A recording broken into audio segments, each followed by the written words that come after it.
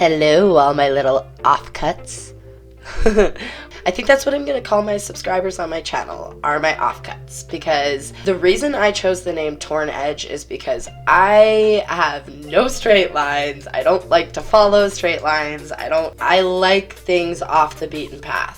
So that's kind of what I like to share with you guys and why I want to call you my offcuts. So I hope that you guys are cool with that. So welcome all my lovely little offcuts. Today we are going to be learning how to make some miniature nanners or bananaramas. I'm really excited about these because they turned out quite realistic. I was really happy with the outcome of these and the finished product. So let's get into this. I know I've talked a little bit before about making polymer clay canes, and what those are is you're basically, think of like, you know those hard candies that have pictures in them? They're like that. You have to make the picture of what that hard candy is gonna look like big, and then you basically scale it down by like rolling that candy into a smaller size. So same kind of idea with polymer clay canes. So you can see at the beginning here I have 4 different colors. So I have like quite a bright yellow for the outside of the banana peel. Then I have like more of like the inside of a banana color, so like that muted yellow. And then I have a slightly darker version of that muted yellow along with just a tiny little bit of brown.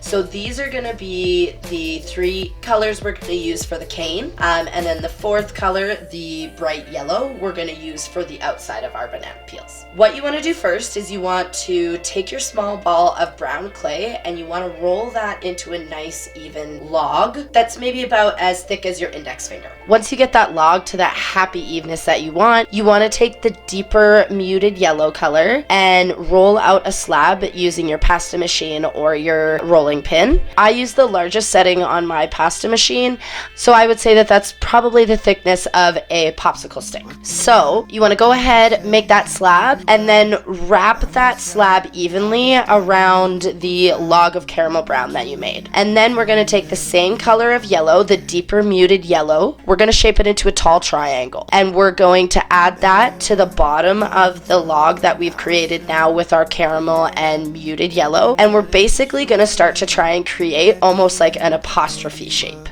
And then at the top of that apostrophe, I kind of pinch another area just to have that part become a little bit of that triangle shape as well. And then that's where we're gonna switch into our slightly brighter color of yellow. And we're now done with that more almost like brown muted yellow that you can see. And now you can see I'm kind of starting to fill these areas in order to keep that shape of that apostrophe that we created. So I kind of made like a teardrop shaped log that goes in right into the apostrophe area so that that curve of the apostrophe is going to stay there. And then I also kind of created almost like a diamond log, and that fills in the areas that we need to fill it, right? And then I take the same color and I just roll that into slabs again and start to kind of just like build up a circle around our apostrophe that we created. Okay, so you're gonna see here too that we are actually going to switch this circle that we're creating right now into a triangle shape. So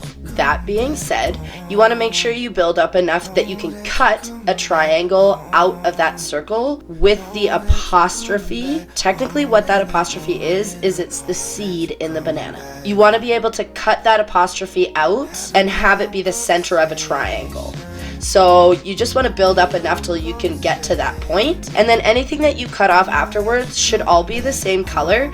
You see here, I kind of went a little bit close to the apostrophe and caught a little bit of it. Obviously, I just cut that out of my clay, and then all that clay I can use again. Because it's all the same color, I could just mix it back together and use it for more bananas later or another project. But as you can see, I didn't get a perfect triangle cut out of here, and I did have to add some to the top to make it that triangle. So again, you see how I kind of made it work. Use that to your advantage and make it work for yourself too. Just do it like RuPaul says, you better work. I don't know, I'm all about the fake it till you make it work stuff. So However it's going to work for you, do it that way. And then you can see, obviously, I needed to add a little bit more to that triangle.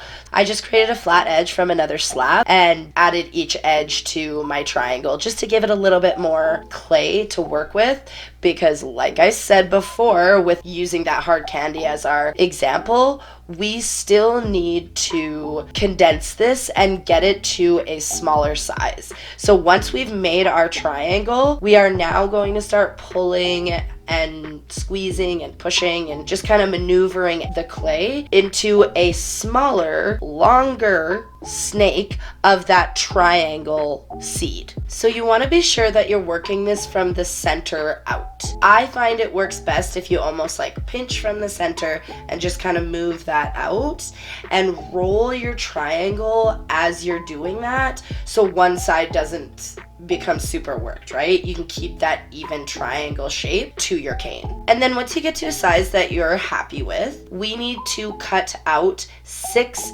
equal slices in length from the snake that we've created. And then we're going to place those 6 together into a circle shape. The biggest thing about when you're putting it together in the circle shape is you just want to make sure that the apostrophes, the little tails of your apostrophes, are facing in opposite directions. So if you look at the screen, you can see that I was kind of flipping things around just to make sure that those apostrophes were opposing each other correctly throughout the cane and that they were alternating, right? If that makes sense. We've gone from a circle to a triangle, we're going back to a circle, and we are going to reduce that again. So this is a series of different shapes, putting those together, reducing them, doing that again, all that kind of fun stuff. So it is a little bit of a process, but the payoff is awesome. So roll these guys down into like the size of banana that you're wanting to make. If you want to make a larger banana, obviously keep your cane a little bit larger. I was wanting to make some mini bananas here, so you can see that I rolled it down until I got that thinner shape. They were almost the width of a pencil. And then you can see I just went in and cut the length of a banana that kind of like corresponds with the width that you've decided. And then you want to just kind of like close up the ends of that so that you're not seeing the seeds, and that gives you your banana shape where the ends are taped. Before sticking those into the oven, you want to just texture your banana a little bit. The way I did that is width-wise along the banana, I just kind of lightly score back and forth. And then once you get all those scores done, you want to make either 3 to 4 lines down lengthwise of the banana. And that's just kind of like, you know,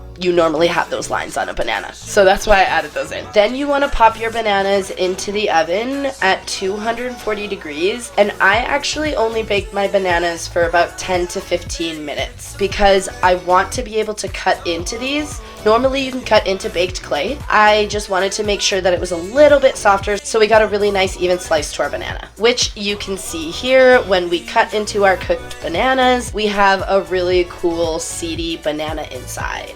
Last but not least, all we have to do is we have to get the banana peels on. So you can see I used a little template to kind of cut out, I guess we could call it like a rounded diamond. I don't know what you want to call it, but you can see it on screen there. And then you want to make sure that you're texturing these as well. Again, you don't have to texture the banana or the banana peel if you don't want to. Adding texture just gives it that really realistic finish. So it just depends on what look you're going for. If you don't care how realistic it is, then it doesn't matter. You do it however you want. So something that I did that I actually ended up scrapping, but I wanted to see how realistic I could get these bananas looking. So I wanted to kind of rough up the peels a little bit. So you'll see here that I used a little bit of chalk pastel in a brown color, and I just kind of evenly placed it onto a glass surface, then put the bright yellow banana peel color and just placed it on top of that. And it kind of picks up the brown in that uneven texture that a banana peel will have with those, like, you know, little bruises and bumps and stuff like that that bananas get. Like I said, it was a little detail I did end up scrapping, but it was fun to try. Really, all you're gonna do is you're gonna connect your 3 peels around one end of your banana, and then square off the ends so that it, you know, you kind of get like the square end of a banana. Roll over the banana peels in whatever direction you want. All of mine are different and they change. So like have fun with it, and don't forget to add your eye pin. If you want, you can always add your eye pins to your bananas. It just made me a little bit nervous, so I decided to add them in when I added the peel. So it's totally up to you how you want to do it. Just make sure you do put an eye pin in so that you can attach some jewelry to your little bananas at the end. And here they are. They're so pretty, guys. All I can think of is like minions and bananas, so I love them. Anyways, thanks so much, guys, for coming by and stopping by all my little offcuts again. If you liked this video, please do like and subscribe. Hit that bell so that you know when I'm going live or dropping a new tutorial video or commentary. On this channel, you never know what you're gonna get. Again, thanks for coming, guys, and I look forward to seeing you again. Bye!